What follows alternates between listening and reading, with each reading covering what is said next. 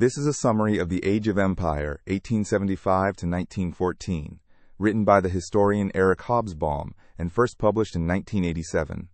It is the third and final volume of a trilogy on what Hobsbawm calls the long 19th century. The first volume, The Age of Revolution, covered the years 1789 to 1848. The second, The Age of Capital, covered 1848 to 1875. This last book carries the story from the mid-1870s to the outbreak of the First World War. Hobsbawm tells us at the very start how he wants the book to be read. It is not a straightforward narrative of events, and it is not an encyclopedia of the period. It is, in his own words, best read as the unfolding of an argument, the tracing of a single basic theme through a series of chapters. That theme is the triumph and the transformation of capitalism, in the particular historical form of bourgeois liberal society, at the very moment when that society reached its peak and began to move toward its own destruction. The whole trilogy has a shape. The first volume was about the dual revolution, the British Industrial Revolution and the French Political Revolution, that launched the modern age. The second was about the mid-century triumph of the bourgeoisie. And this third volume is about an era that Hobsbawm says was penetrated and dominated by contradictions.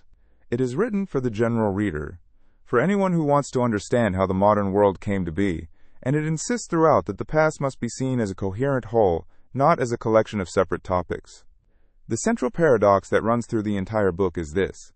The years from 1875 to 1914 were, for the wealthy nations of the world, an era of extraordinary peace, prosperity, and confidence.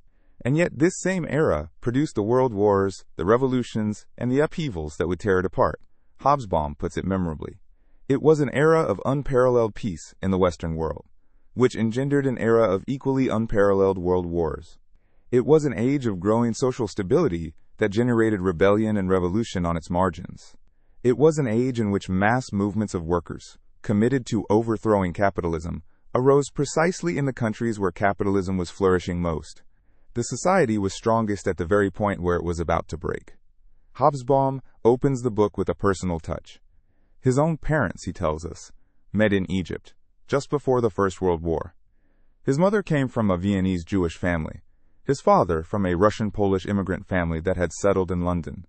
They were brought together near Alexandria by the economics and politics of the Age of Empire itself, in a world in which the British had occupied Egypt in 1882, and in which people and capital moved across the globe as never before. In any earlier period, he notes, such a meeting would have been almost impossible. He uses this to make a larger point about the era. It sits in what he calls a twilight zone, a no-man's land between the history we study from documents and the history that older people can still personally remember. It is close enough to touch us directly, yet just out of reach of living memory. To show how formative the period was, Hobsbawm points out how many of the makers of the 20th century were already alive and active in 1914. In that year, Lenin was 44, Stalin 35, Franklin Roosevelt 30, Keynes 32, Churchill 40, Gandhi 45, Hitler 25, and Mao 21. The men and the ideas that would dominate the coming century were shaped in these years. And August 1914, he argues, is one of the most undeniable natural breaks in all of history. It marks the end of the world made by and for the bourgeoisie, the end of the long 19th century.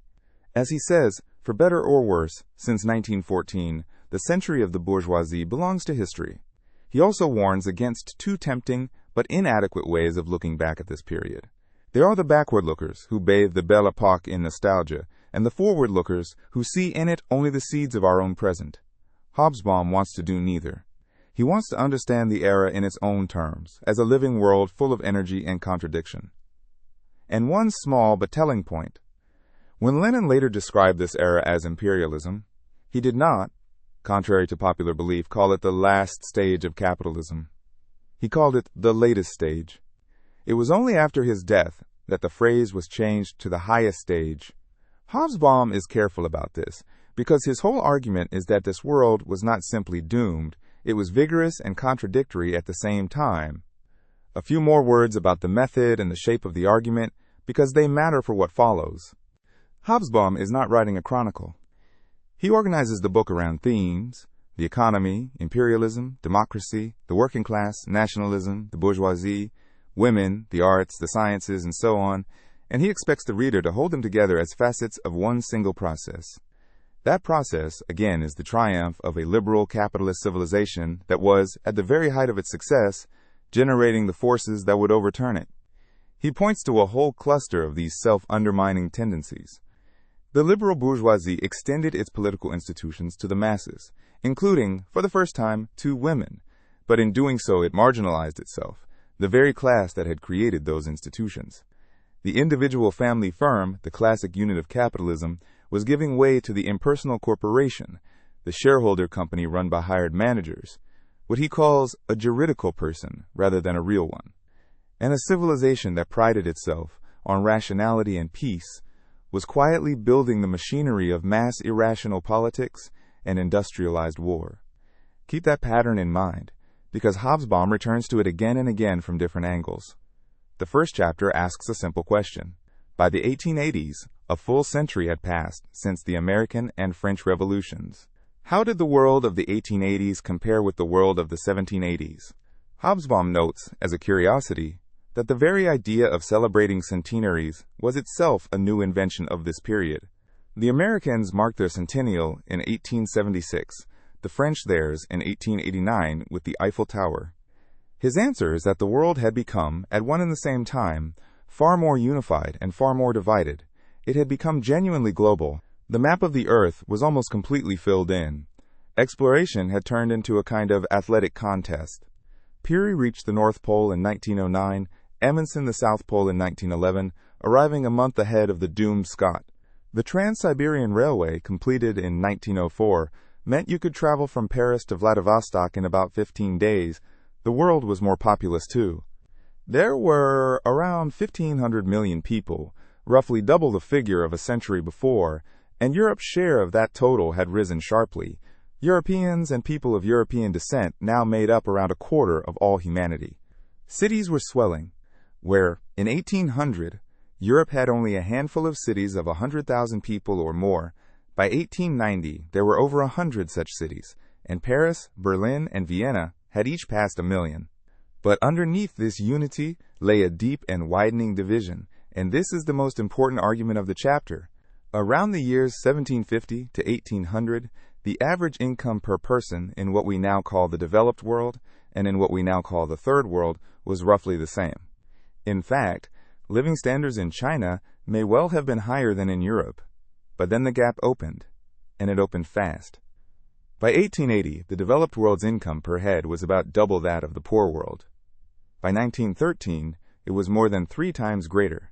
Against the truly industrialized core, the ratio was something like 7-to-1 by 1913. The world had split into 2 sectors, a developed, dominant, rich core, and a much larger, dependent, backward, poor periphery. The first world was bound together by a shared history of capitalist development. The second, as Hobsbawm puts it, was united by nothing except its relations with, that is to say, its dependency on, the first. What drove this division and made it possible to enforce was technology, and above all, military technology. When Napoleon invaded Egypt in 1798, his weapons were not dramatically superior to those of his opponents. But by the late 19th century, industrial weaponry, high explosives, machine guns, and steam-powered transport gave the industrial nations an overwhelming advantage. This, Hobsbawm says, was the golden, or rather the iron age of gunboat diplomacy. He quotes the famous couplet that captured the imbalance, "Whatever happens, we have got the Maxim gun, and they have not." The clearest single marker of the divide, Hobsbawm argues, was cultural, and specifically literacy. By the 1880s, the developed world was becoming majority literate and increasingly secular, while much of the rest of the world was not. He points to the way education and schooling separated the advanced societies from the backward ones, and even divided regions within a single country. In the Habsburg Empire, for instance, one province could be nearly 90% illiterate, while another was almost fully literate. The dominant idea of the whole age was progress. But Hobsbawm insists that progress was really native only to a minority of countries.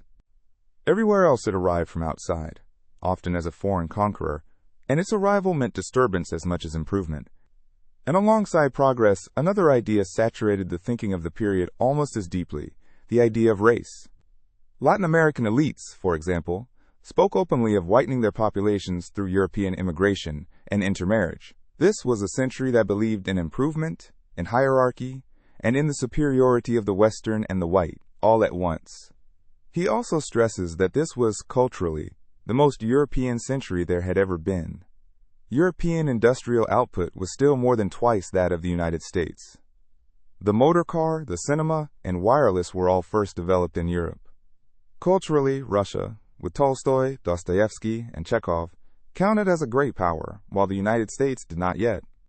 As for living standards, Hobsbawm cites a French classification of the time in which perhaps 3.5% of the population were rich, some 13 or 14% middle class, and the remaining 80-odd% were the laboring classes. Life expectancy at birth in the developed zones was only around 43 to 45 years. It is worth pausing on the sheer physical texture of this world, because Hobsbawm insists it was recognizably modern and yet still strange to us. Its energy was overwhelmingly coal. Coal supplied something like 95% of Europe's industrial energy.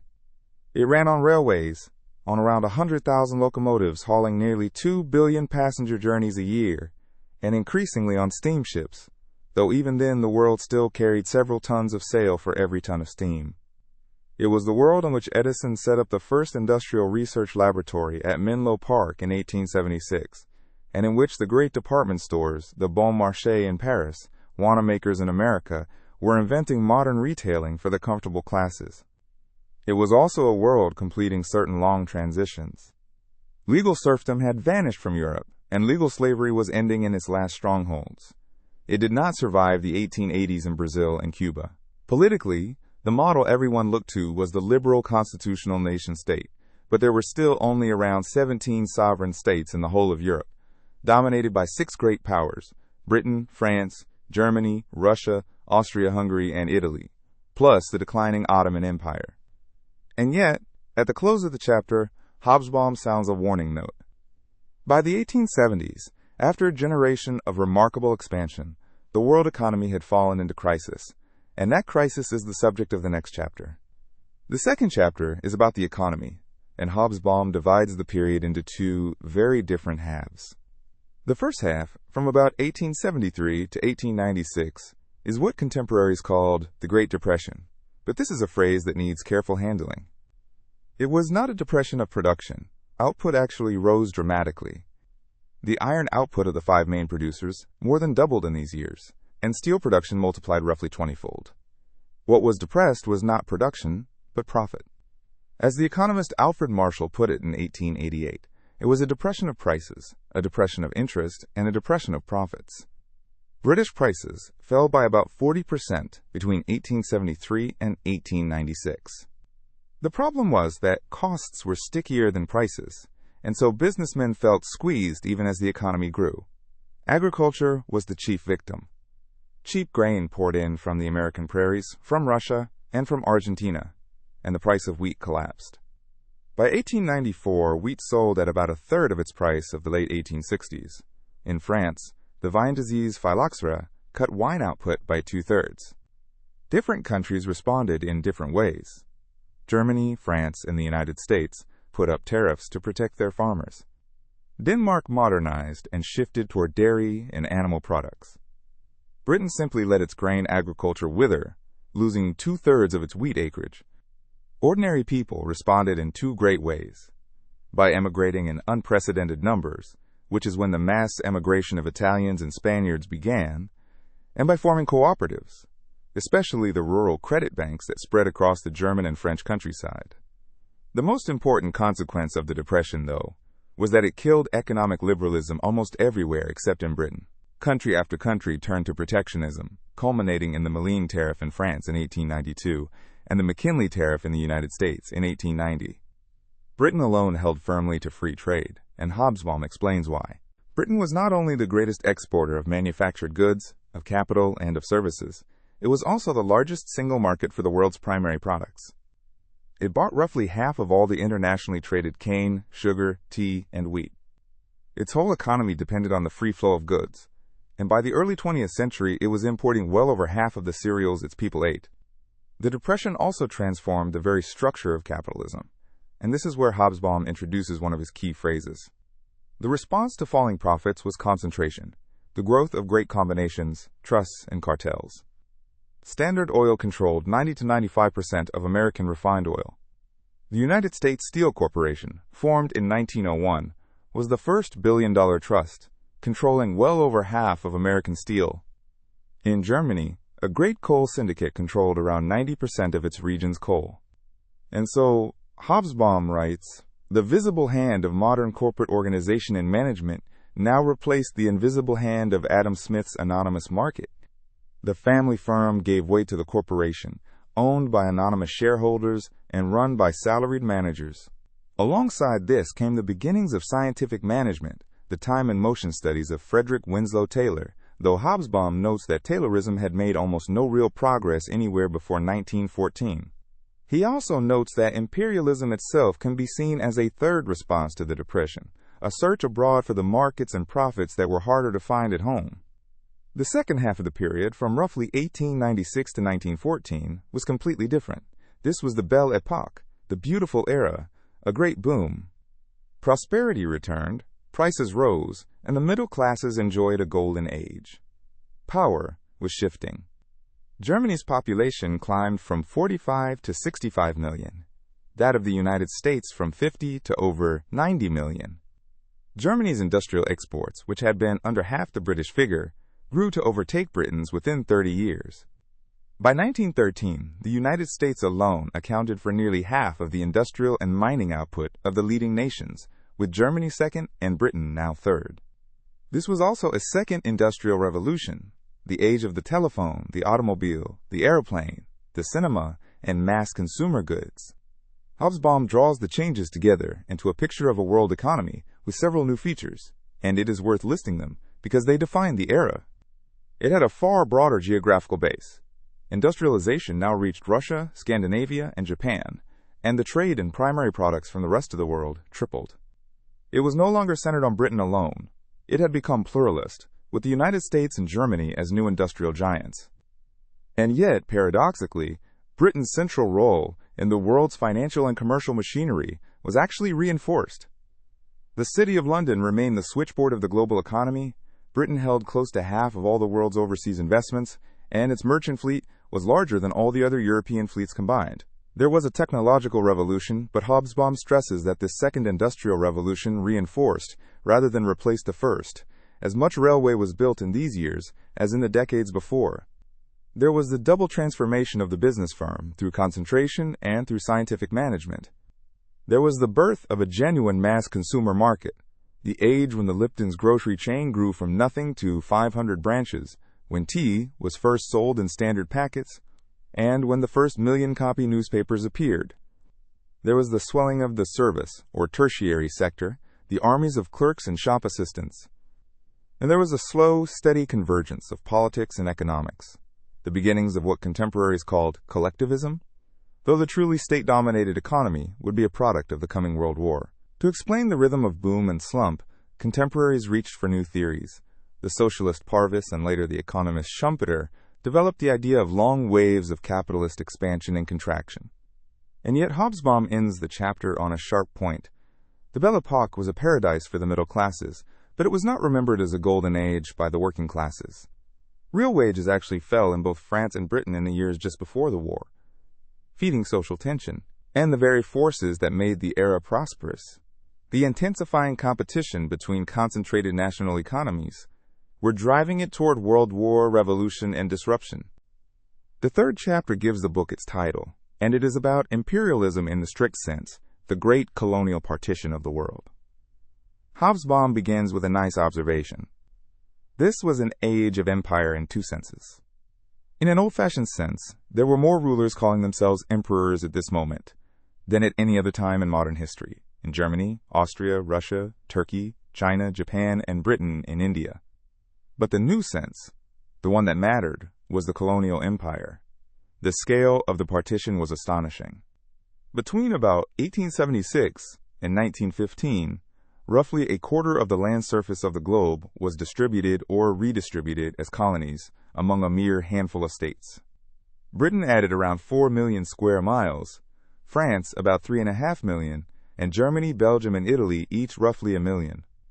Africa and the Pacific were carved up almost entirely. The Americas were left largely alone, protected by the Monroe Doctrine. By the end, close to 1/3 of the world was British, in an economic and cultural sense, if you include the informal empire alongside the formal one. Hobsbawm makes a point of the word imperialism itself. It was genuinely new. As he puts it, emperors and empires were old, but imperialism was quite new. The word does not appear in the writings of Marx, who died in 1883. It entered common political language only in the 1870s, and exploded into use in the 1890s, and it was in these years that it acquired its permanent association with economics. He engages here with the great debate about the causes of the new imperialism, the Leninist explanation that ties it to the needs of monopoly capitalism, drawn from the earlier work of the liberal economist Hobson, and the various non-Marxist explanations that emphasize strategy, prestige, and diplomacy. Hobsbawm's own position is that you cannot separate the economics from the politics. The purely non-economic explanations, he says, are as unrealistic as trying to explain the rise of the workers, parties without reference to economics. His account of the economic roots is nuanced. The single global economy created a huge demand for raw materials and for what were called colonial goods: oil, rubber, tin, copper, and tropical foodstuffs. Consider tea, which Hobsbawm uses as an example. British consumption per head roughly quadrupled over the century, and imports rose enormously, drawing whole regions into producing a single crop for the imperial market. India took a very large share of British cotton exports. But the rush to formal annexation, Hobsbawm argues, was driven above all by the rivalry of competing protectionist national economies, each grabbing territory partly to deny it to the others. A couple of threads deserve emphasis here. On the question of capital, Hobsbawm points out that the pattern of investment does not fit the crudest economic theory of empire. The great bulk of overseas investment, something like 3/4 of it, took the form of loans to governments and to railways and utilities, and it flowed mainly to developing regions of European settlement, rather than to the newly grabbed tropical colonies. Strategy mattered too. The British Empire was organized around the defense of India, its single most important possession, and much of the imperial map can be read as a set of strategic staging posts protecting the route to it. But empire was also, unmistakably, a business. New corporations were built directly on it. The United Fruit Company was founded in 1885, and some colonial trading companies paid dividends of 25% or more.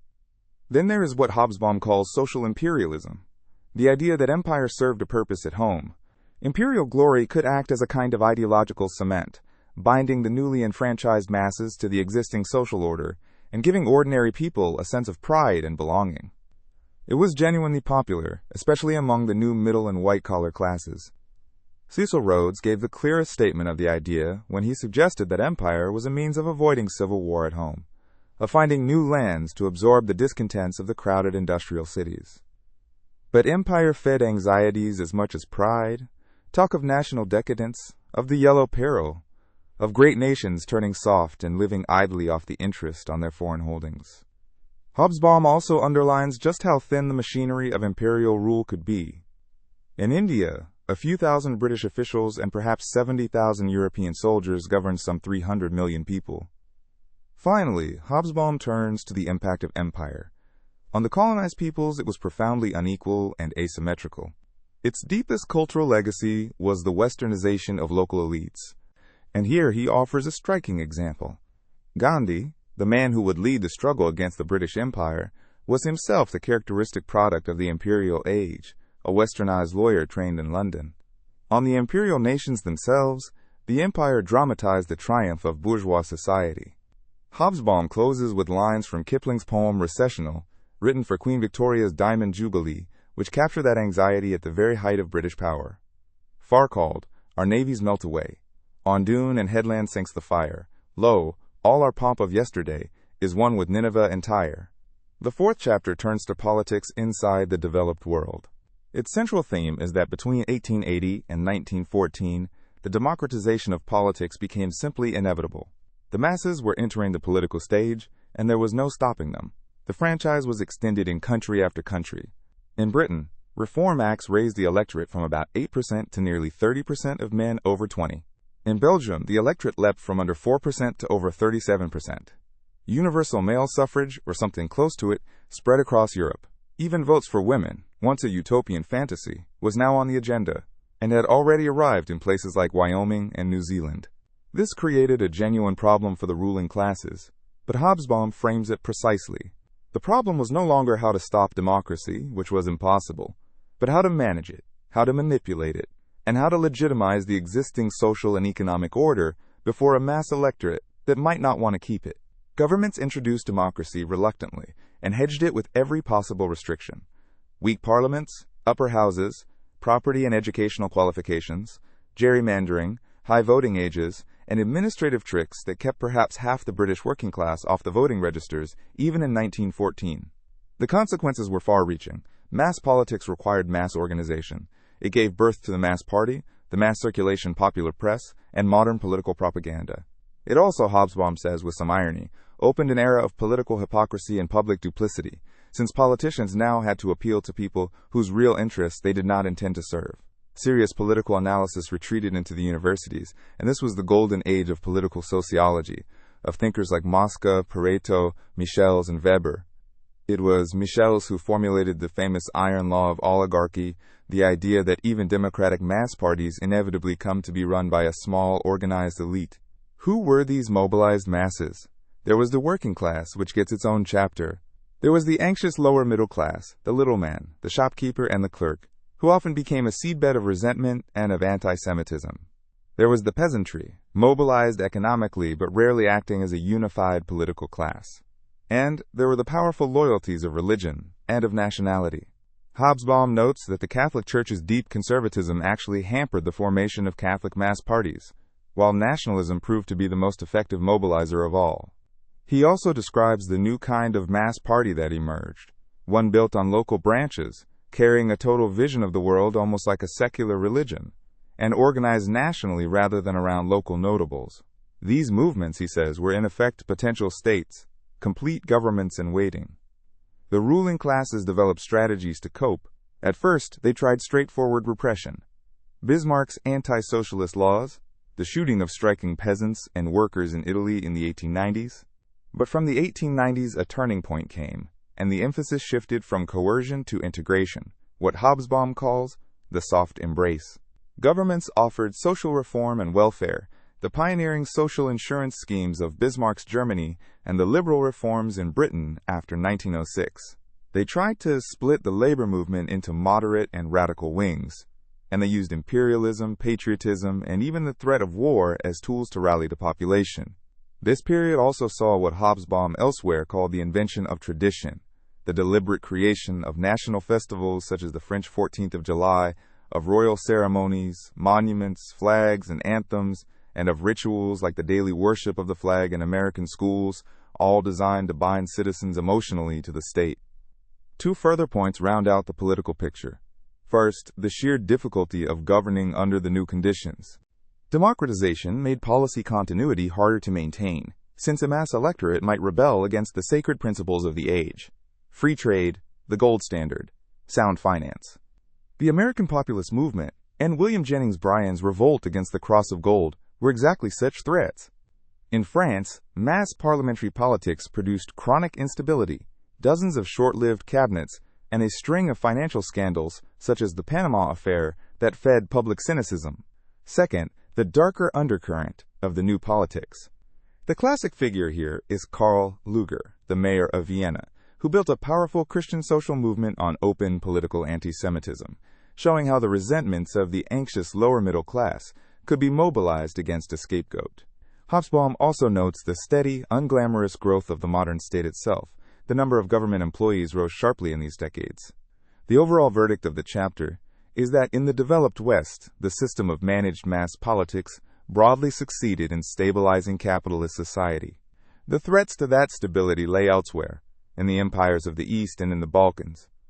The fifth chapter is about the working class, and here Hobsbawm poses a genuine puzzle. As the vote spread, most of the new voters were poor working people, and in these years the industrial working class mobilized with astonishing speed into mass socialist and labor parties. In 1880, such parties barely existed outside Germany, whose Social Democratic Party had been unified in 1875. By 1906, the economist Werner Sombart was famously asking, "Why is there no socialism in the United States?" as though the absence of a mass socialist party now needed a special explanation. By 1914, mass workers, parties existed almost everywhere. The German party alone had over 1 million members and was the largest party in the country. But Hobsbawm insists that we should not imagine a single, unified working class simply springing into being. In reality, the working classes were deeply divided. They were divided vertically between skilled craftsmen and unskilled laborers, between the respectable and the rough, between what was called the labor aristocracy and the mass below. They were divided horizontally by trade, by locality, by nationality, by language, and by religion. His central question is therefore this: how were these many, fragmented working classes fused into a single, self-conscious working class in the singular? His answer has 3 parts. First, and most important, ideology carried by organization. Socialist militants were often the very first people ever to reach neglected, isolated workers, and to tell them that they shared a single identity, that they were all, above everything else, proletarians. The movement created the class as much as the class created the movement. Second, the widening social separation of the workers' world. Workers increasingly lived in their own segregated districts. He gives the example of German industrial towns that grew from a few thousand people to over 100,000 in a couple of generations, with the overwhelming majority of the population now wage earners. Above them, the new lower middle class formed a buffer that insulated them from the wealthy. The world visibly divided into us and them. Third, the national economy and the nation-state. Wage bargaining, labor law, and, above all, the fight for the vote and for the 8-hour working day all pushed workers to organize on a national scale and to think of themselves as a single class with common political goals. Hobsbawm points to the founding of the Second International and to the first May Day in 1890 as the great symbolic moments of this awakening. He is careful to note where trade unionism actually took root. Britain was exceptional, with early, powerful, legally protected craft unions. Elsewhere, effective unions were weakest in the most modern heavy industry and strongest among miners, whose tight communities bred solidarity, and among transport workers, who could strangle a port or a railway with a strike. The new metal industries would become the future cutting edge of labor radicalism. Hobsbawm also asks where this growing working class actually came from, and his answer is that it was recruited mainly by transfer from the declining handicrafts and above all from the countryside in the great flight from the land the Germans called Landflucht. Much of this labor moved seasonally, following the harvests and the building seasons across borders. And modern industry, he notes, had a limitless appetite for unskilled labor. As Henry Ford would put it, the will to be skilled is not general. He also brings out the extraordinary richness of the workers, collective culture, the workers, choirs with hundreds of thousands of members, the cycling clubs, the libraries. Being a class-conscious worker was not just a matter of voting. It meant belonging to a whole subculture that accompanied a worker, as the saying went, from the cradle to the crematorium. On the question of revolution, Hobsbawm makes a subtle point. Marxism dominated these parties because it guaranteed the inevitability of their eventual triumph. But its actual role in day-to-day Western politics was modest. When Edward Bernstein argued that the movement was everything, and the final goal nothing, his revisionism was formally condemned, even though the parties behaved much as he described. The great German party was summed up by its own theorist Karl Kautsky as a party which, while revolutionary, does not make a revolution. In reaction against that caution, a militant revolutionary syndicalism, a faith in the direct action of the general strike, flourished in the years from 1905 to 1914. Genuine revolutionary energy, Hobsbawm observes, was migrating eastward from Western to Eastern Europe, where Marxism kept its explosive force.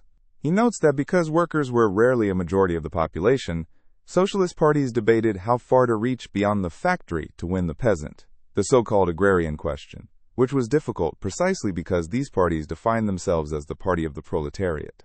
In some places, like Finland, the Socialist Party effectively became the party of national liberation as well. And he closes by distinguishing the organized working class from the mass of the very poor and the outcast, who, where the movement did not reach them, were, in his stark phrase, left out of history, because they were not its makers but its victims. The sixth chapter concerns nationalism, and Hobsbawm argues that between 1880 and 1914, nationalism took a dramatic leap forward, and more importantly, changed its very nature. The word nationalism itself, he notes, first appeared at the end of the 19th century, originally describing right-wing ideologists in France and Italy. It replaced the older phrase, the principle of nationality. He identifies several profound mutations. First, nationalism and patriotism were increasingly captured by the political right, becoming the ancestor of 20th century fascism, whereas earlier in the century, national feeling had often belonged to the liberal and democratic left. Second, the principle of self-determination was now claimed by any and every group that chose to call itself a nation, no matter how small, rather than only by large nations thought capable of forming viable states. Third, the demand shifted toward full political independence, rather than mere autonomy. And fourth, the nation came increasingly to be defined by ethnicity and, above all, by language. Hobsbawm is especially interesting on language. He argues that the ethnic-linguistic definition of nationhood was essentially an invention of this period. National languages were very often artifacts, deliberately compiled, standardized, and purified out of a patchwork of local dialects by scholars and enthusiasts. As he puts it, linguistic nationalism was the creation of people who wrote and read, not of people who spoke. The most vivid example is Hebrew, revived as an everyday spoken language in these years, though it had only a few thousand everyday speakers before the First World War. Nationalism was driven above all by the middle strata, the educated lower middle class, the teachers, clerks, and minor officials, for whom language was tied directly to careers and status. This explains its built-in tendency toward secession, because only control of a state could raise your vernacular into an official language with official jobs attached to it. And it was carried on the back of the great expansion of mass primary education in a national tongue, which was the key instrument for turning populations into nations. As the Polish leader Pilsudski put it, it is the state which makes the nation and not the nation the state. Hobsbawm also asks a revealing question: who refused to be assimilated into the nation and why? Two groups stand out. The westernized elites of the colonial world were held at arm's length by racism. However British and educated Indian became, he could never be accepted as an equal, and that rejection helped turn such men toward nationalism of their own. And the assimilated, middle-class Jews of Western and Central Europe, who had done everything to become good Germans or good Frenchmen, found themselves suddenly rejected too. The Dreyfus affair in France was the great shock, and out of that disillusionment came Theodor Herzl, and the birth of political Zionism, a Jewish nationalism modeled on the others. He connects the rightward, xenophobic turn to the age of mass migration, which threw peoples together and sharpened resentments, and he names the new nationalist ideologues, men like Maurice Barrès in France and Enrico Corradini in Italy, whose aggressive nationalism, sharpened by Italy's humiliating defeat by Ethiopia in 1896, pointed directly toward the fascism of the next generation. The socialist leader, August Bebel, famously called political anti-Semitism the socialism of idiots. And Hobsbawm ends the chapter with a memorable image about why nationalism succeeded with the masses. On its own, he says, nationalism was often not enough. It became genuinely popular, essentially, when it was drunk as a cocktail, mixed with religion, as with the Irish, the Poles, and the Flemish, or mixed with the promise of social liberation, as when socialist parties became the vehicles of national feeling among oppressed peoples. The seventh chapter examines the bourgeoisie, the middle class that gave the century its character. And Hobsbawm's argument is that in the most bourgeois of centuries, the bourgeoisie itself was suffering a crisis of identity and confidence. There is a paradox at its heart. The distinctively private bourgeois way of life, the comfortable suburban villa with its garden, its servants, its solid furniture, and its cultivated leisure, reached its full flowering only in these last decades before 1914. And yet this flowering of private comfort coincided with, and partly represented, a kind of retreat by the bourgeoisie from its role as a confident ruling class, a withdrawal from the public stage into private life. Several developments pushed in this direction. Democratization was eroding the direct political dominance of the middle class. The old Puritan ethic of hard work and saving was loosening, as fortunes were increasingly inherited and invested rather than actively earned, producing what the economist Thorstein Veblen called a leisure class devoted to conspicuous consumption. The family itself was loosening. and a new category, youth, was emerging. And the middle class was simply growing enormously and becoming ever harder to define. That question of definition, Hobsbawm says, became genuinely difficult, and it is captured in the rich German vocabulary of the time, which distinguished the propertied bourgeoisie from the educated bourgeoisie, and both from the broad and anxious middle estate and the little people of the lower middle class. Bourgeois even became a term of abuse, a dirty word, and classes began to deny that they existed at all. The old landed aristocracy was visibly in decline. Where 4/5 of British millionaires in the mid-century had been landowners, that proportion collapsed as the new fortunes came from industry, finance and commerce, and businessmen increasingly received peerages.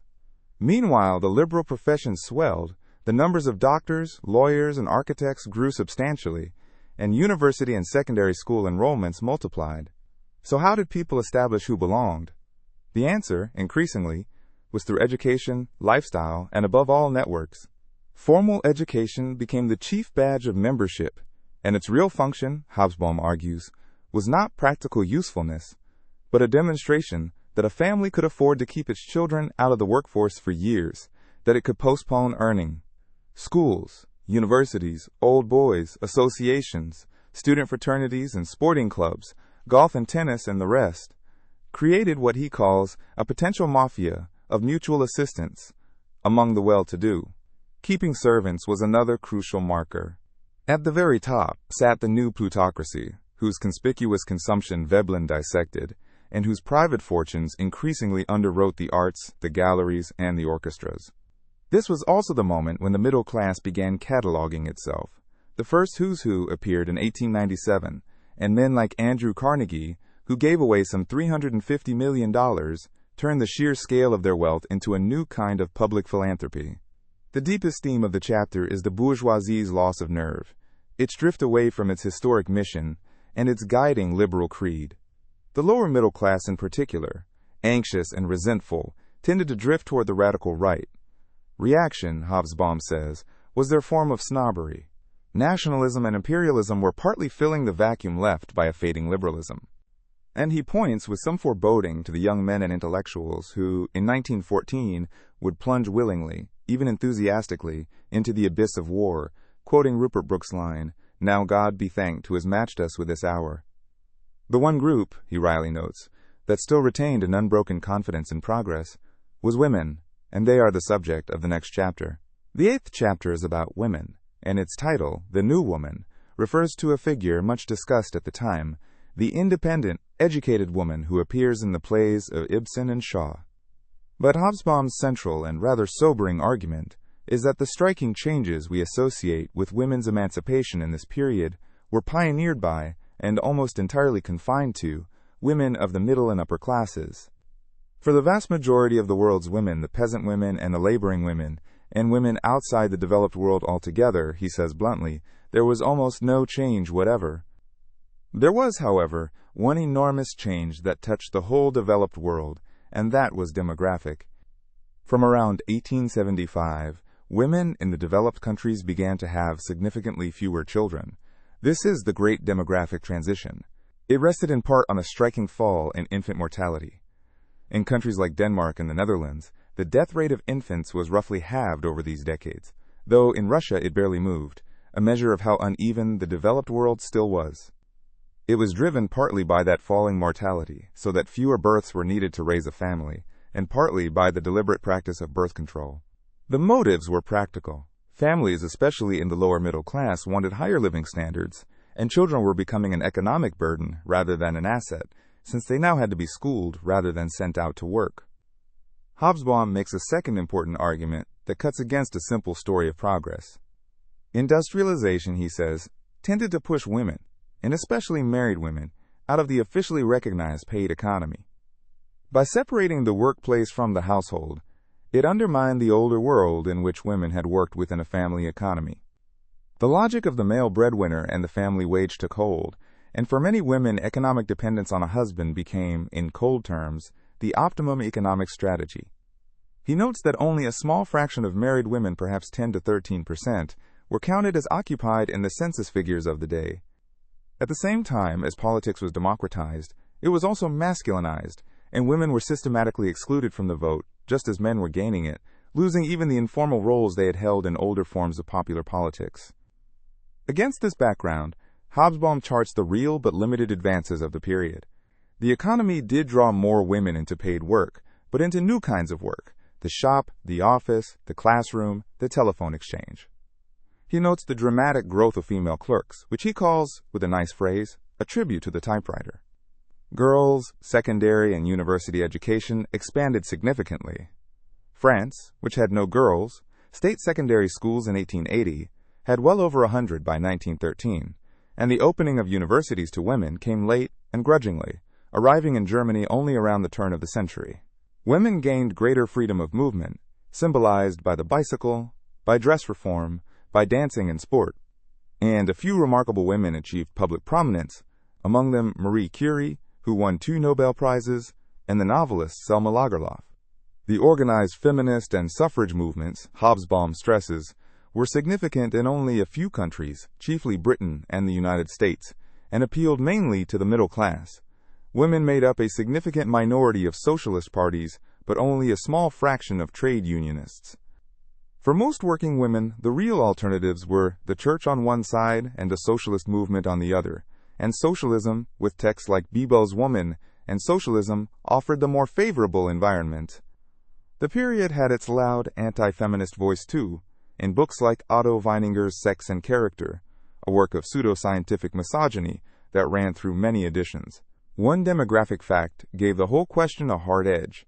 In a country like Britain, there were around 1 million more women than men, so that for many women marriage, the assumed female career, was not even statistically available. That is part of what lay behind the push into the professions, and behind the new, more practical styles of dress that Coco Chanel would come to symbolize. The overall balance sheet by 1914 was a genuine breakthrough into the professions, and an approaching victory on the vote, but very little real progress on equal pay or full legal equality. The 9th chapter turns to the arts, and Hobsbawm argues that nothing illustrates the identity crisis of bourgeois society better than what happened to art in these years. This, he says, was the era when both the creative arts and the public for them lost their bearings. 2 things were happening at once. On one side, serious, high art fled forward into experiment. This is the era of the avant-garde, and it opened a decisive gap between the advanced artist and the ordinary educated public. Hobsbawm is careful not to exaggerate. A great deal of the serious art of the period was in fact accepted and absorbed. The music of Mahler, Strauss, Debussy, and Puccini, the plays of Ibsen, Shaw, and Chekhov. The arts flourished economically and were democratized as never before, with a great growth of theaters, cheap reproductions, and popular editions of the classics. The real dividing line, he says, runs through the period. Up to about 1900, the newest art could still find an audience. Grand opera absorbed Wagner, and then Richard Strauss's Salome. But with the arrival of movements like Cubism, born in 1907, and of atonal music, the avant-garde broke decisively with its public. Hobsbawm notes that Picasso came to be admired more as a phenomenon than for the actual impact of his work, and that a composer like Schoenberg remained, as he puts it, still without a public. One aspect worth dwelling on is the extraordinary flowering of the arts in small and marginal countries, in Belgium, in Catalonia around Barcelona and its architect Gaudi, and in Ireland, which in these years produced Shaw, Wilde, Yeats, Synge, and Joyce. Culture had become international as never before.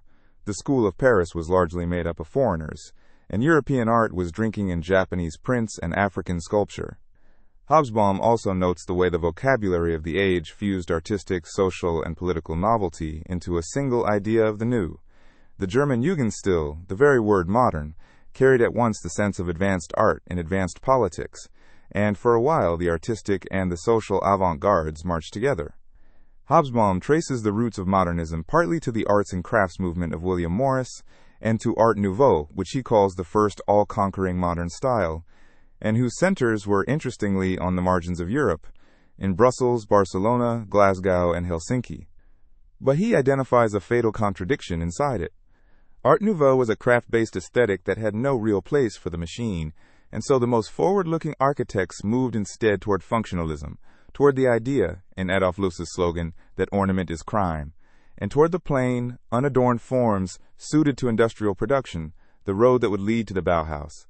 But the real point of the chapter, and its most striking claim, concerns where the true artistic revolution of the century was actually taking place. It was not in the avant-garde galleries at all. It was in the new, technology-based, mass-market plebeian arts.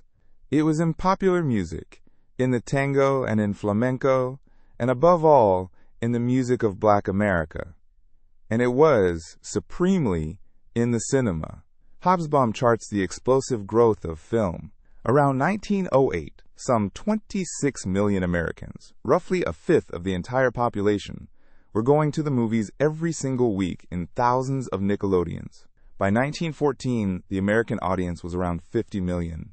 The star system was invented in 1912, and the great Hollywood studios, Universal, Fox, and the others, were taking shape under men like Laemmle and Fox. He captures the coming split with a contrast between two musicians from the same Vienna, Erich Wolfgang Korngold, who would write lush film scores in Hollywood and be embraced by the mass public, and Arnold Schoenberg, who pursued his revolutionary music and remained without a public. Here was a genuinely new art, conquering the world, and Hobsbawm's conclusion is a fine irony. The arts of the 20th century, he writes, were therefore revolutionized, but not by those who set themselves the task of doing so. The 10th chapter deals with the sciences, and its theme is captured in its title, Certainties Undermined. Between roughly 1875 and 1914, Hobsbawm argues, the entire way in which educated people understood the physical universe was transformed, and the confident 19th century picture broke down. That older picture was of a universe like a great machine, mechanical, causal, fully determined, obeying fixed laws that human reason could grasp through observation and common sense. It was, he says, an engineer's universe. And in the 2 decades around 1900, this picture collapsed. In mathematics, the study of infinity and the discovery of deep logical paradoxes led into what was called the Great Crisis of the Foundations, the disturbing realization that the very basis of mathematics was not as secure as had been thought, a crisis that would run on until Gödel's work in 1931. In physics, a series of new discoveries, radio waves, then X-rays in 1895, then radioactivity in 1896, and then Planck's quantum theory in 1900, and Einstein's theory of relativity in 1905, shattered the Newtonian world. Hobsbawm dates this physics revolution quite precisely to the decade from 1895 to 1905. To feel the force of the crisis, take the one concrete story Hobsbawm dwells on, the story of the ether. 19th century physics assumed that light waves must travel through some invisible medium filling all of space, which they called the luminiferous ether. It was, so to speak, the fixed stage on which the whole mechanical universe performed. And then a famous experiment by Michelson and Morley tried to detect the Earth's motion through this ether and found, impossibly, nothing at all. That single, stubborn fact could not be squared with the old picture. And its resolution, in Einstein's relativity, required physicists to abandon their most basic intuitions about space and time. Hobsbawm makes a point of emphasis that is very characteristic of his approach. He frames this not as a triumphant march to new and better certainties, but as a negative crisis. An established, coherent worldview fell apart, and for the time being there was no equally coherent worldview to replace it. Science now had to abandon intuition and common sense, and to accept ideas that seemed to defy ordinary experience. He draws on the philosopher Thomas Kuhn to make the point that what made the revolution in physics so revolutionary was not simply the discovery of new facts, but the reluctance of physicists to give up their old assumptions. In a memorable line, he says that it was not the sophisticated intelligences who were prepared to recognize that the emperor wore no clothes. They spent their time inventing theories to explain why those clothes were both splendid and invisible. Hobsbawm is careful about the relationship between science and society. In biology, the connection to politics was direct and obvious. This was the age of social Darwinism, of scientific racism, and of eugenics, a word coined in these years, and of the birth of modern genetics around 1900, with the rediscovery of Mendel's laws, which happened almost simultaneously in 3 different countries. Physics and mathematics, by contrast, show no such obvious political shaping. But he places the whole scientific upheaval within a wider crisis of the age. The same fin de siècle loss of confidence, the same pessimism found in Nietzsche and in the arts. It was, in his phrase, one facet of the unexpected, unpredicted, and often incomprehensible results of progress.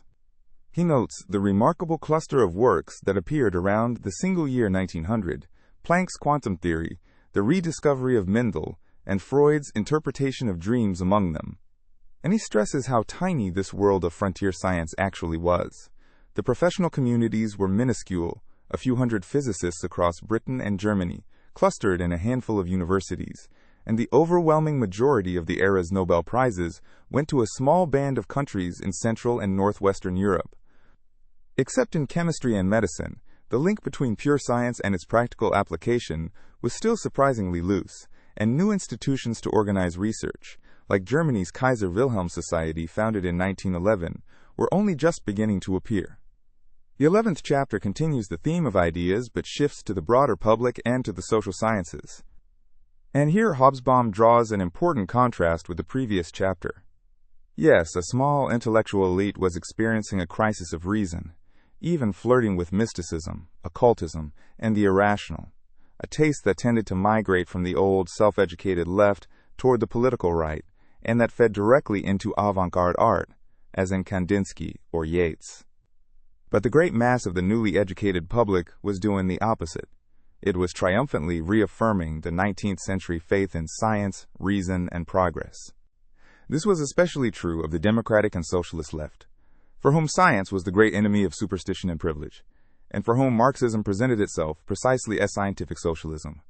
Science also served as the guiding ideology of modernizing elites elsewhere, such as the so-called scientific politicians of Porfirio Diaz's Mexico. This popular faith in reason accompanied the retreat of traditional religion across much of bourgeois Europe. Hobsbawm gives figures on falling church attendance. In Marseille, around half the population attended Sunday worship in 1840, but only about 16% by 1901.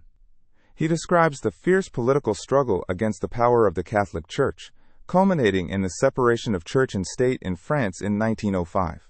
But he is careful to note that this secularization was a European and largely bourgeois phenomenon.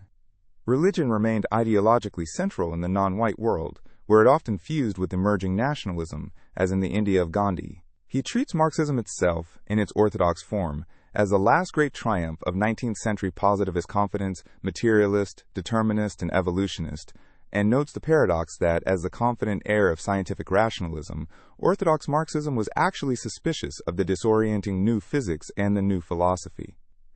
In the study of human beings, meanwhile, the disciplines were splitting apart. History separated itself from the generalizing sciences, economists fought their battle of methods, Saussure was laying the foundations of modern linguistics, Pavlov and the behaviorists were reducing behavior to reflexes, and Binet was inventing the intelligence test. And there was the new attention to the irrational within the mind, above all in Freud and psychoanalysis, described as an attempt to make a world spinning out of control at least bearable to the liberal mind, alongside the new crowd psychology that would soon be put to use in advertising. Where Hobsbawm sees ideology as truly decisive is in the social sciences, because, unlike the natural sciences, they deal directly with human beings and human society. And his central claim about the chapter concerns the birth of sociology. The founding of modern sociology, in the work of Durkheim in France, Max Weber in Germany, and Pareto in Italy, was, he argues, fundamentally a response to the crisis of bourgeois society. These thinkers were trying to understand how societies hold together and how the frightening transformations of the age might be contained rather than allowed to become revolutions. In a sense, he suggests, they were all trying to give non-Marxist answers to essentially Marxist questions. Weber has even been called the bourgeois Marx. The epigraph to the chapter, from Romain Rolland, captures the mood of the confident popular believers in science perfectly. They believed in reason, he wrote, as the Catholics believed in the Blessed Virgin.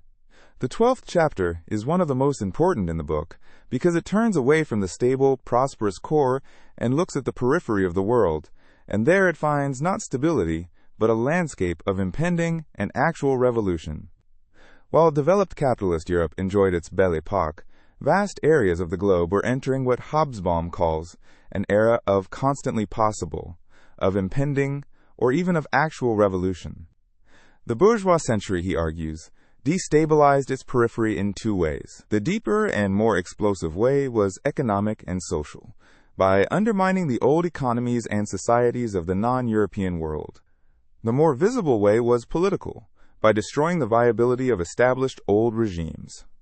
And the regimes most at risk were the great archaic empires that stretched in a belt from China through Persia and the Ottoman lands to the Habsburgs and Russia, empires that now looked rickety and obsolete, seemingly doomed by the logic of social Darwinism. Only one non-Western state, Japan, had successfully learned the Western lessons and, in Hobsbawm's phrase, became a wolf among the wolves. He then surveys a remarkable series of upheavals, all clustered in a few years. In China, the pressure of the imperialist powers, who had carved the country into spheres of influence, combined with internal decay to produce three distinct forces of change: the old Confucian establishment desperately trying to reform itself, the popular and often anti-foreign risings of the secret societies, such as the Boxers, and the westernized Republican intellectuals around Sun Yat-sen. Having abolished its centuries-old civil service examinations in 1905, the ancient Chinese empire collapsed entirely just 6 years later, in 1911, dissolving into warlordism.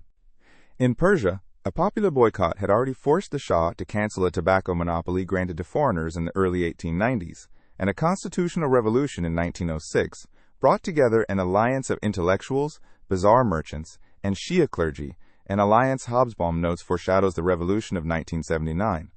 Then, in 1907, Britain and Russia simply divided the country into spheres of influence between them. In the Ottoman Empire, the Young Turks seized power in 1908, and their failure would eventually give way to the modernizing nationalism of Ataturk, which Hobsbawm calls the first great modernizing revolution of the Third World. In Mexico, revolution broke out in 1910, which he calls the first great revolution of a Third World peasant country.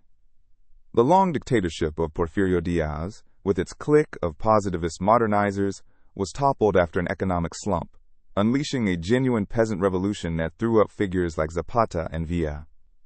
And across the colonial world, from the Egyptian Nationalists to the Indian National Congress, founded back in 1885, liberation movements were beginning to stir, though not yet seriously threatening imperial rule. But the heart of the chapter is Russia, which Hobsbawm treats as the most globally consequential case, precisely because it straddled the advanced and the backward worlds.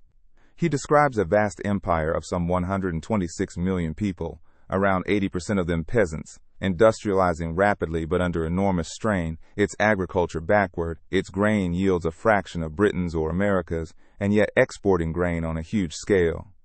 It was a society caught between two worlds, with modern factories and a militant industrial proletariat existing alongside a vast, land-hungry peasantry. The revolution of 1905, triggered by defeat in the war against Japan, saw the first workers' councils, or Soviets, appear in St. Petersburg, and it was, as Lenin said, a bourgeois revolution achieved by proletarian means. And Hobsbawm identifies Lenin's crucial and original insight, the recognition that in Russia the bourgeois revolution would have to be made, as it were, without the bourgeoisie, by the workers and peasants themselves, under socialist leadership. The reforms of the minister Stolypin after 1905 tried to create a stable class of prosperous farmers, and so to drain the revolutionary swamp, but they came too late. Meanwhile, in exile and underground, the Russian Marxists split, in 1912, into the Bolshevik and Menshevik factions, a division that would shape the century. By 1912 to 1914, a new revolutionary situation was building. The combustible material that Lenin spoke of was piling up, and it lay not in prosperous Western Europe, but along this whole belt of the world's periphery. The 13th and final substantive chapter asks the great question: how did a century of peace end in the catastrophe of the First World War? For Hobsbawm stresses just how deep the European peace had been. There had been no war involving all the great powers since 1815, and no war between any two great powers at all since 1871. Peace was simply the normal, expected framework of European life. so much so that the war, when it came, was not really expected at all. He even points out that armies in this period were mainly turned inward, their real function being ceremonial and civic, the building of national feeling, and that a soldier's peacetime life was less dangerous than the work of a coal miner. His explanation for the war is deliberately unsensational. He rejects the idea that the war came because any government actually wanted a general war. He shows that every colonial confrontation between the powers in these years, and there were many, was settled peacefully. He rejects the simple notion of a conspiracy of arms manufacturers, the so-called merchants of death, even while documenting the enormous growth of the arms industry and its deepening partnership with the state. The Krupp firm in Germany grew from 16,000 employees to around 70,000, and military budgets climbed steeply in every great power. And he sets aside the morally charged debate about war guilt as historically secondary. Instead, his central thesis is that the war came out of a progressively deteriorating international situation, which increasingly escaped from the control of governments. Several forces drove this deterioration. The powers hardened into two rival alliance blocs. On one side, the Triple Alliance, built around Germany, took shape from 1882. On the other, a Franco-Russian alliance in the 1890s, and then the Entente between Britain, France, and Russia, completed in 1907. And within this, Hobsbawm gives special weight to the astonishing and, as he says, unpredicted antagonism that grew up between Britain and Germany, crystallized above all in the German naval challenge to British sea power from 1897 onward. Underlying it all was the fusion of economics and politics under capitalist competition. Businessmen themselves mostly wanted peace, and the writer Norman Angell argued in his famous book The Great Illusion that war between developed economies had become pointless.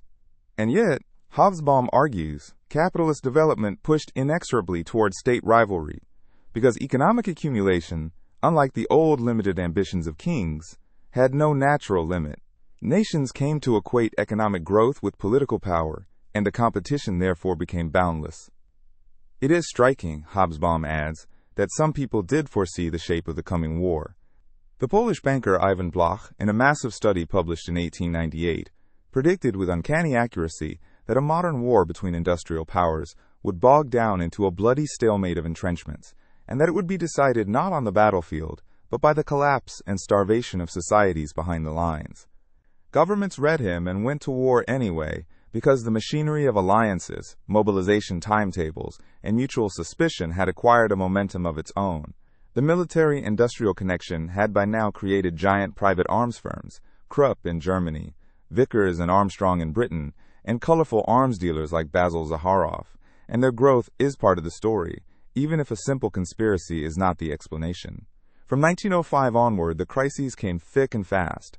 The two Moroccan crises, the annexation of Bosnia in 1908, and then the Balkan Wars of 1912 and 1913. Governments engaged in brinkmanship, and the intricate machinery of military mobilization, once set in motion, proved almost impossible to stop. Austria-Hungary, Hobsbawm notes, was the one power that felt it had to gamble on war to survive.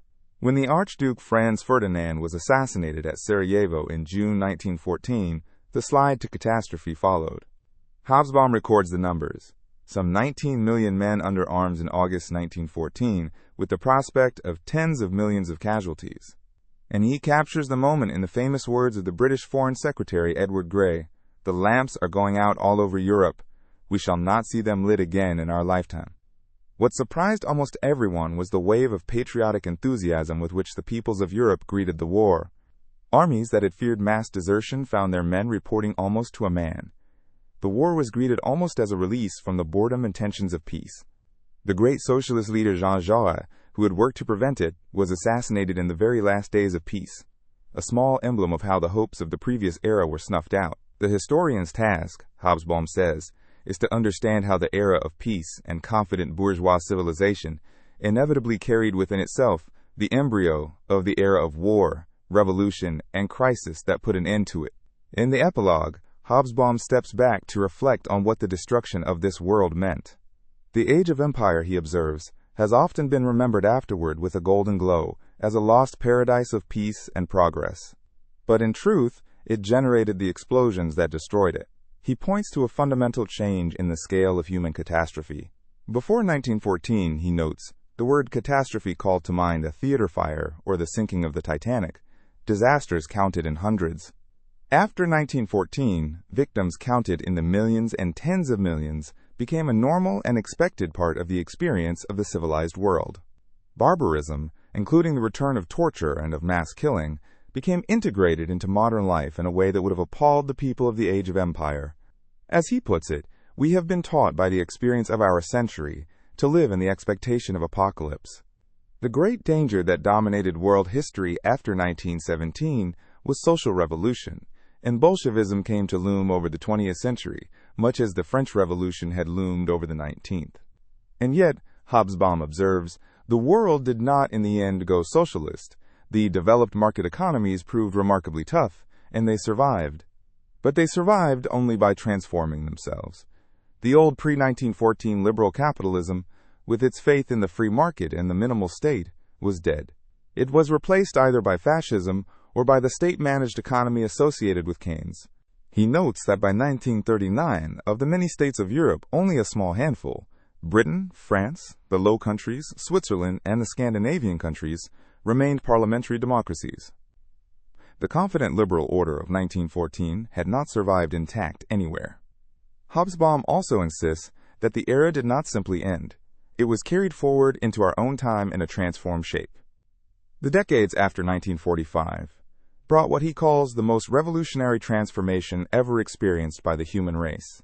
The end of the peasantry as the majority of mankind, the headlong urbanization of the planet, the spread of industry across the globe, and so much of the world we now inhabit was set in motion in the Age of Empire, the great divide between the socialist and non-socialist worlds that opened in 1917, the globalization of the system of nation-states, the frontiers along which the later empires would eventually be dismantled, the very idea of the nation defined by language and ethnicity, the beginnings of women's emancipation, and, not least, the mass culture of the moving image and recorded sound, which runs in an unbroken line from the first film moguls to the entertainment. Finally, Hobsbawm offers a striking and characteristically balanced reflection on the idea of progress itself.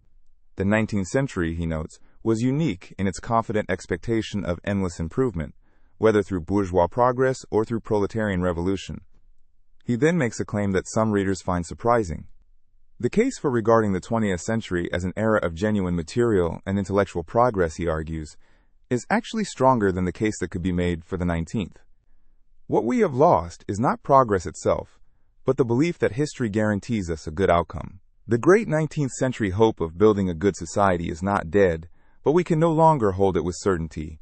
We can share it only, in his words, with skepticism and uncertainty. And he ends the book on a note that is neither optimism nor despair, but open-eyed humility about what is to come. The only certain thing about the future, he writes, is that it will surprise even those who have seen furthest into it. That is the argument of the Age of Empire. To draw the threads together, Hobsbawm's book traces a single bourgeois liberal civilization at the peak of its wealth, its confidence, and its global power, and shows how, in that very triumph, it generated the forces that would destroy it. A world economy transformed by concentration and by the visible hand of the corporation. A globe carved up into empires. A politics forced open to the democratic masses. A working class organizing to overthrow the very system that produced it. A nationalism turning rightward and ethnic. A middle class quietly losing its nerve. Women beginning, but only beginning, to move toward emancipation. An art and a science shedding their old certainties. And a periphery already boiling toward revolution. All of it was held together inside a fragile peace that broke, in August 1914, into the age of war and revolution that would make the 20th century. It is, in the end, the story of how the world we still live in was born out of the collapse of the world that came before it,